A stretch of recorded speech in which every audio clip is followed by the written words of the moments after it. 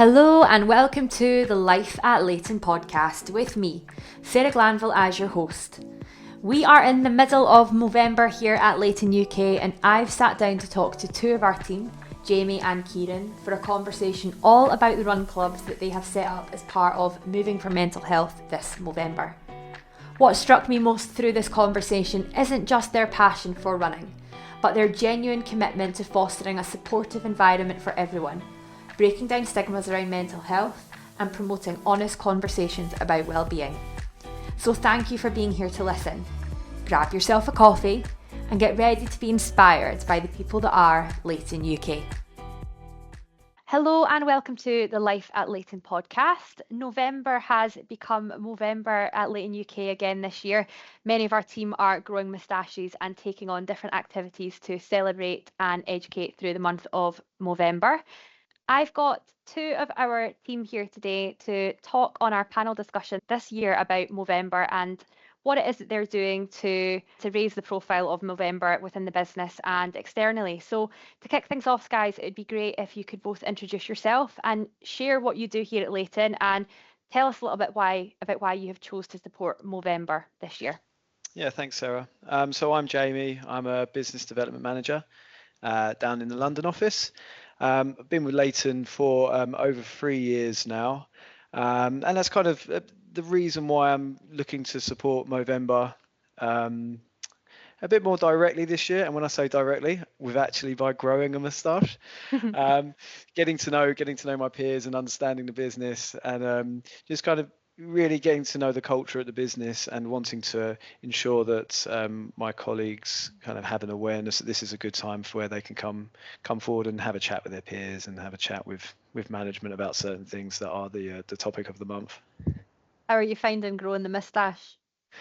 I mean, I don't have to put too much effort into it. It does come naturally. Yeah, I had a bit of a disaster trimming it on the first week. No one noticed though, but it was a bit wonky, and I've been able to balance that out now that we're on the 19th of the month. But yeah, it's there have been some very strong moustaches on display in the London office. We were having a good conversation about it yesterday and just showing appreciation and having a bit of a laugh with our colleagues about it. There's definitely a good variety of mustaches. Like there's some that are good and there's some that are not so good. Ciaran, do you want to introduce yourself? Yeah, perfect. Thanks, Sarah. Yeah, my name's Ciaran Greaves. I'm one of our business development managers here in Manchester. Been at Leyton now for over 4 years. So been involved in different sort of Movember initiatives in the past. I've been doing Movember myself for the last 8-9 years, I think it is, with increasing success, I would say, with the actual moustache growing. It's starting to look better year on year. But yeah, I was wanting to get involved with it, sort of get more of a proper initiative. I think we did a bit of that last year in Manchester, but really getting it moving forward this year and doing a bit more to drive it forward. Yeah. How are the moustaches looking in Manchester? Well, it depends who you ask. There's been quite a few people that I will admit have cheated slightly and had a head start. Which we've had the same in London as well. Yeah, it's been called out. It's been called out. A number of us have gone for the full shave on the 31st of October. Forgot how many days in October there were there for a second. Full shave and then start afresh on the 1st, which I'm more impressed by them. But no, it's good to see that people have still, even if they did have a mow and beard, have shaved off the beard to accommodate it and get behind the initiative. It was quite weird seeing some people beardless on the first few days. So I'm glad their facial hair is growing back. Yeah, I love how serious everyone takes it with the calling them out if they had a head start. Great. Exactly. It's needed. So Movember highlights the key issues like men's mental health, suicide prevention and physical health. Why do you think that raising awareness for these topics is so important, particularly for men? Jamie, do you want to start with that one? Yeah, so I mean, there's a certain level of stoicism just in the UK in general with how we are, and especially when you're at work. being in a professional environment, it may seem like something which is not really relevant to discuss or bring up or to even show in such subtle ways. And I think as such we need to counter that with these initiatives, with activities that kind of happen throughout November.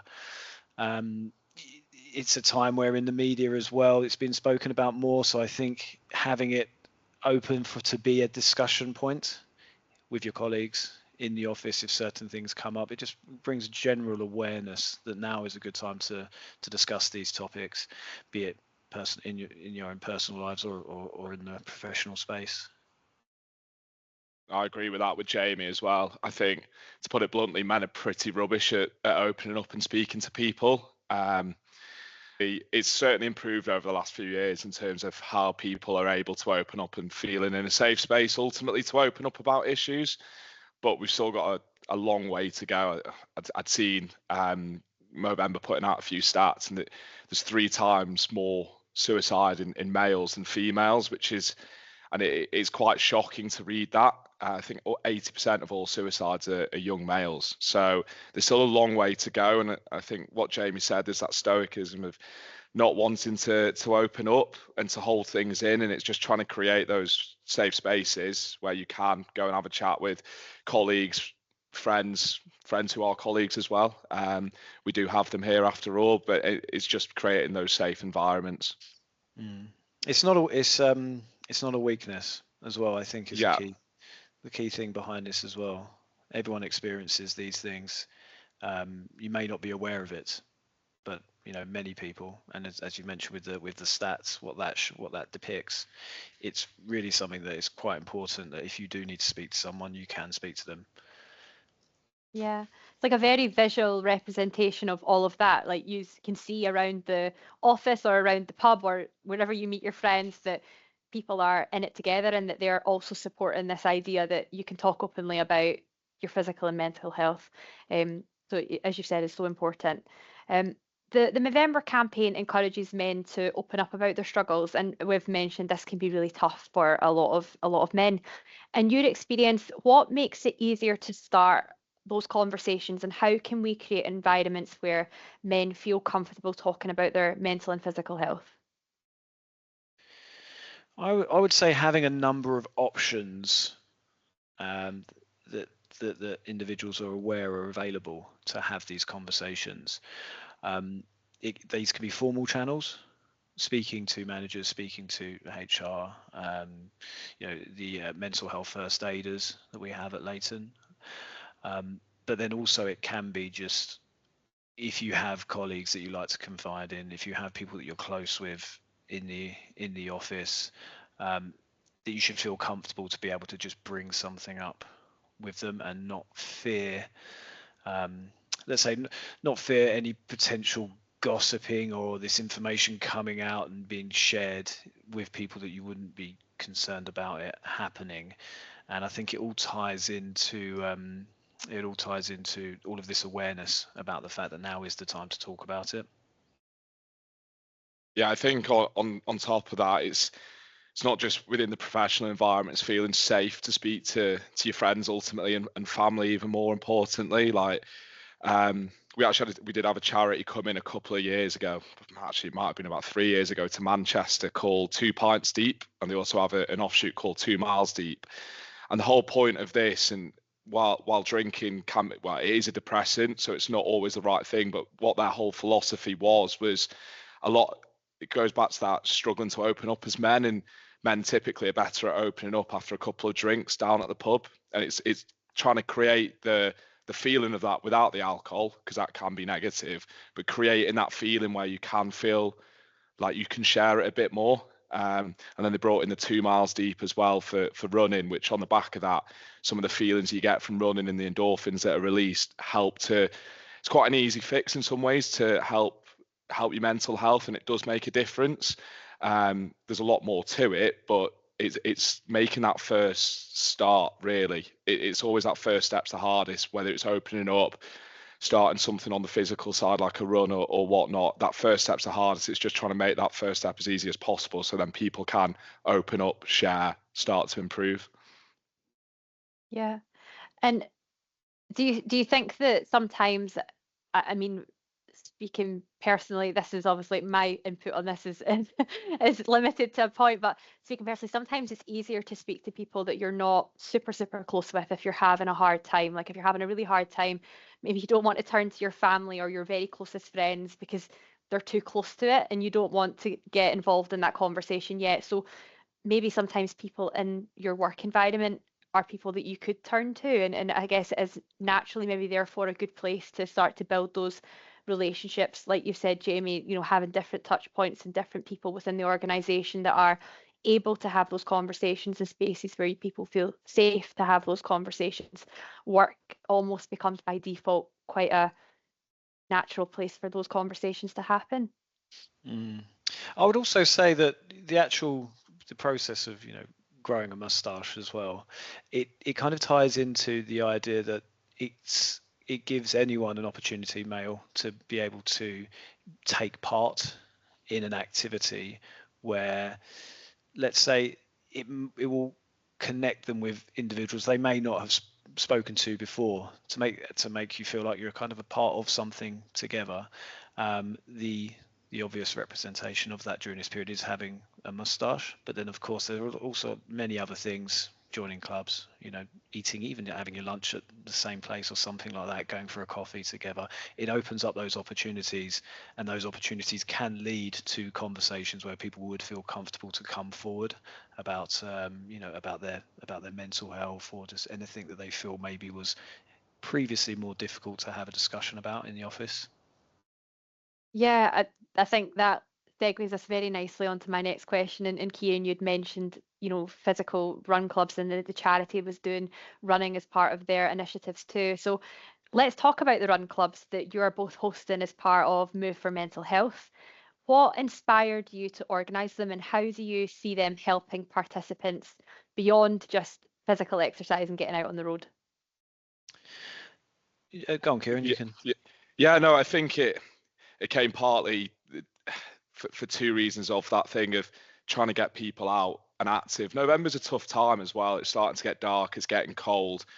It can be very easy, particularly in the lead up to Christmas. We always see it where issues become amplified because it's not as nice a time of year as say in the summer.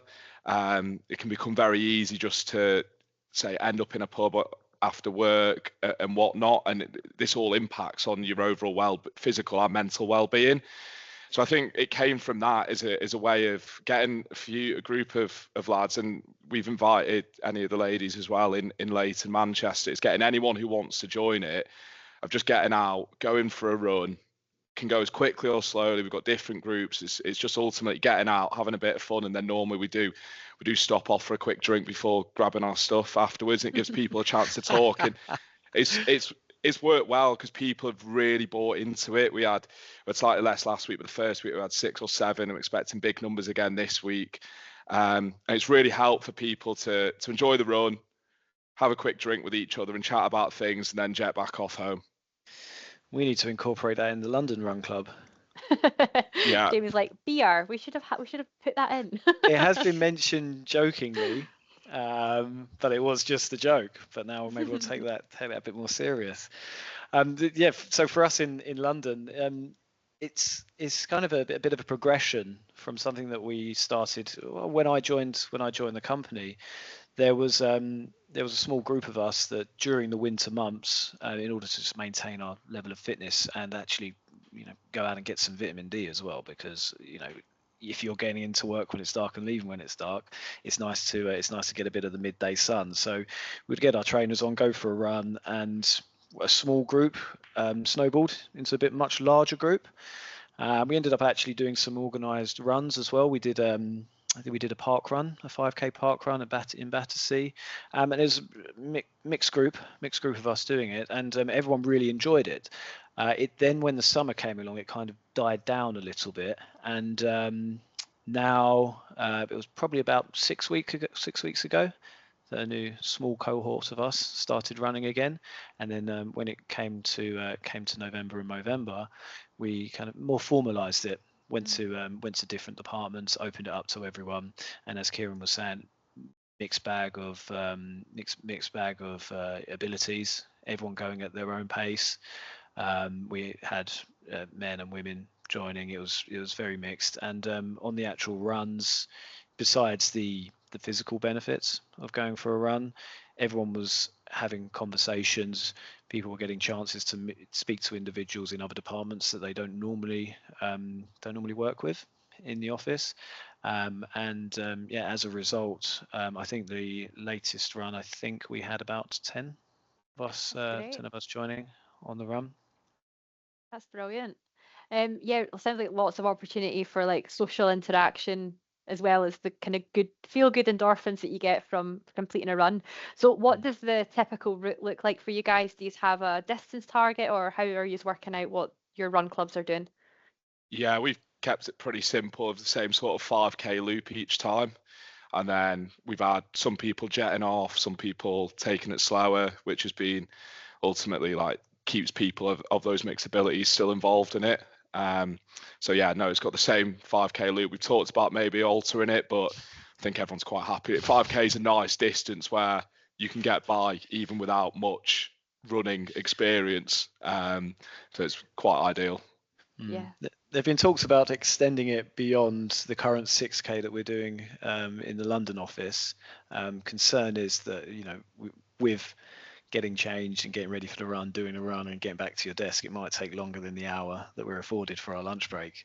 But we do a 6k run. We start off going along the Thames, the North Bank, and then going through Horse Guards Parade, and kind of just we run past quite a few iconic locations in London through Horse Guards Parade, around the park. I think it's Regent's Park. So we go past Buckingham Palace, down the Strand, kind of hit the park and do a loop, and then come back along the same route as well. Added difficulty on the run is dodging tourists, so that was a part in choosing this route, trying to avoid all the tourists. They're getting less and less now, but they're still there. But I think we're going to culminate in a 10k run. We haven't defined the route yet, but doing a 10k run towards the end of the month. And of course, it'll be something where we'll go out and back, 5k out, find a point, and then come back, just so that if anyone wants to make sure that we're all finishing at the same time, you can pick up those at the front and start picking up those that are a bit further behind, so we can all finish and get a lovely photo together. That sounds great. Just interested because I mean I am by no way a runner. Like see the thought of me jumping into doing something like this, like I would definitely be the person at the back with a stitch. Has there been a mix of people's experience, or has everyone who's taken part so far seems to be quite a avid runner? We've had such a mix of experience where the people like needing to go slow, which is fine. There's a few of us actually in the three of us in the Manchester office who are actually training for the Mo Running half marathon up in York next Sunday. So a lot of our longer runs have been a Wednesday night before then doing this on a Thursday. So I, for one, have been quite happy to go at a much slower pace on a Thursday 5k after doing a long run Wednesday.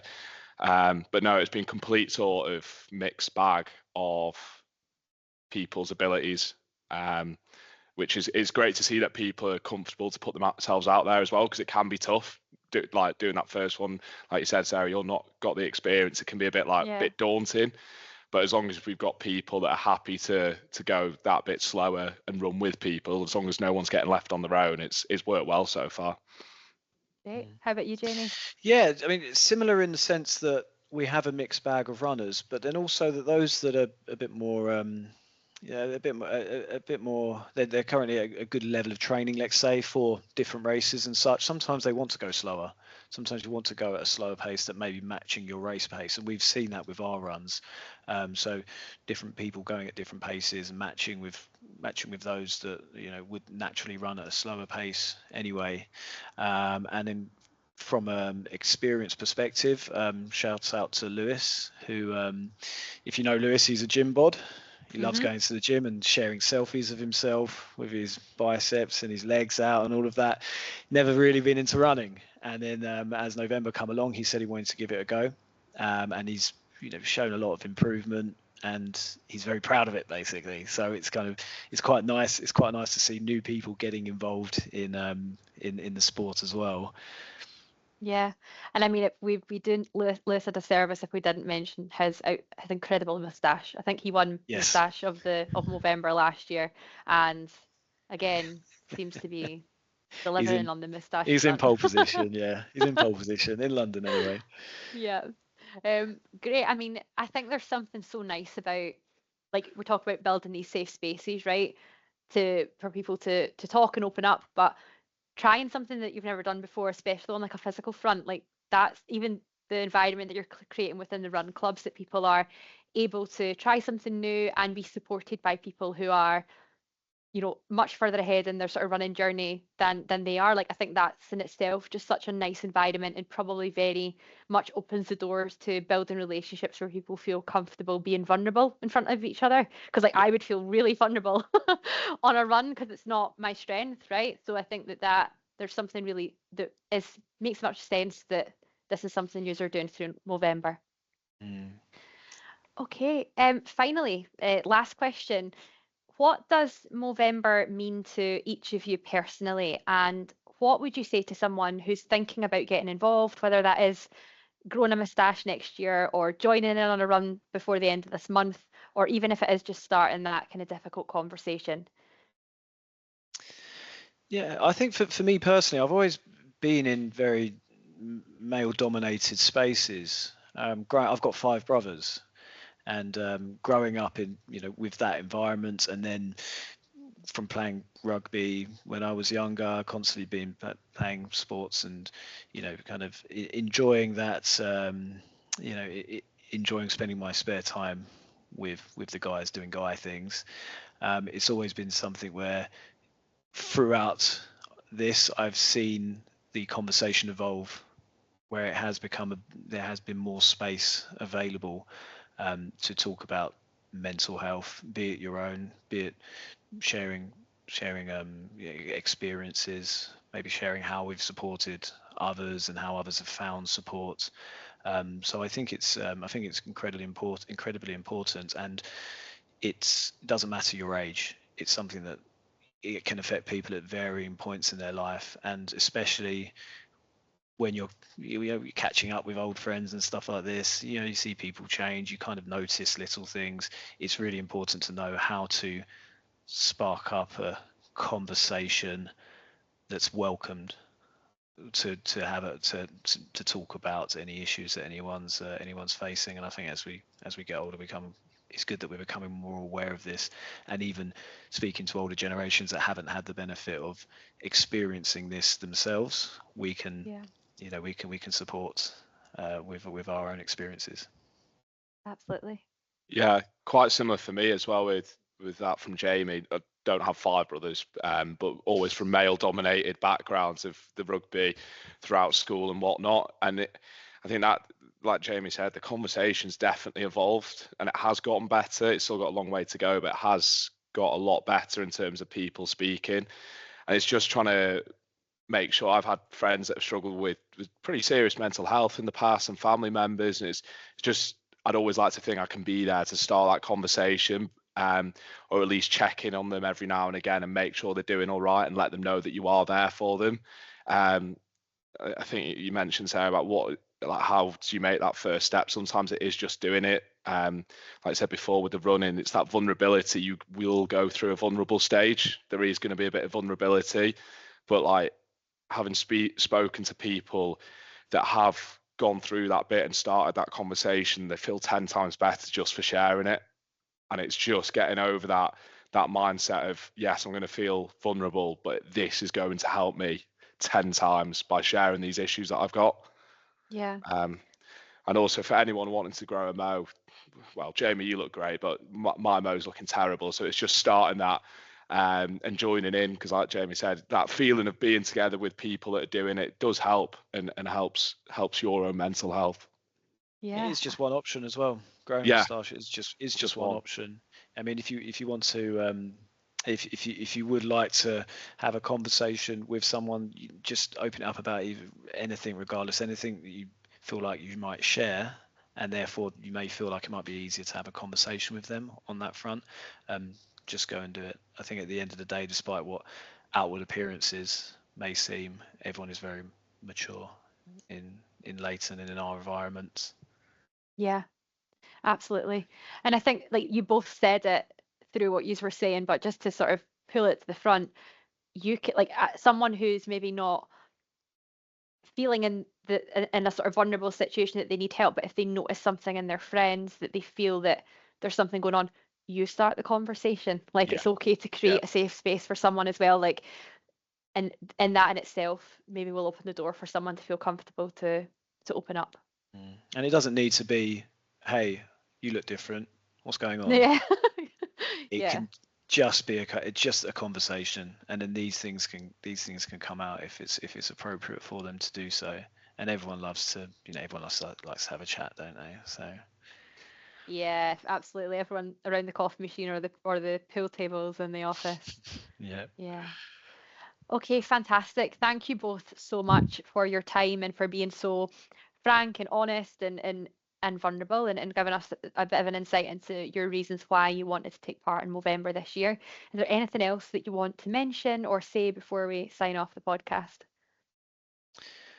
No, running's amazing. Yeah, come out on a Thursday with us. Yeah. I may pass. Maybe next year. Maybe I'll spend the whole year get myself psyched up to try and run next year. Just go for a walk. But no, extended periods of exercise. Try and go for around 45 minutes to an hour. You'll start to feel the endorphins. Absolutely. That's what I've got a dog for. She drags me out long walks. That's good. And I like the point you made about getting outside and getting some vitamin D because wow, it's a bit grim and miserable, isn't it? So how are you guys going to get on this week with the weather, with the run club? What's the plan for that? For anyone listening who's not sure when this came out, we're in the middle of a bit of a snow situation this week.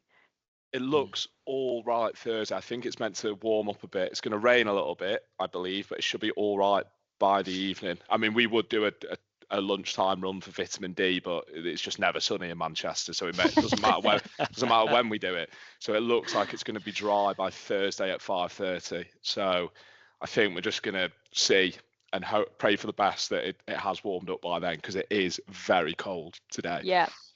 Yeah. How about you, Jamie? Yeah, the hardest part of going for a run is actually getting up off your chair and going to the changing room.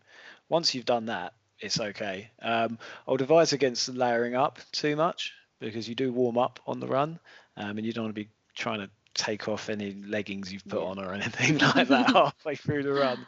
So maybe just a warm jacket that you can wrap around yourself. And if anyone is reluctant yet has brought their kit in, just maybe give them a little bit of encouragement. Yeah, love that. Great. Thank you both so much. I've really enjoyed this chat, and thank you to everyone for listening along at home. We'll be back next month for our final episode of this season of the Life at Leyton podcast in December, and we've got our first external guest coming on actually for the Life at Leyton podcast, which will be exciting, but I'll not give too much away just now. But until then, thank you again both so much for taking part. This has been the Life at Leyton podcast.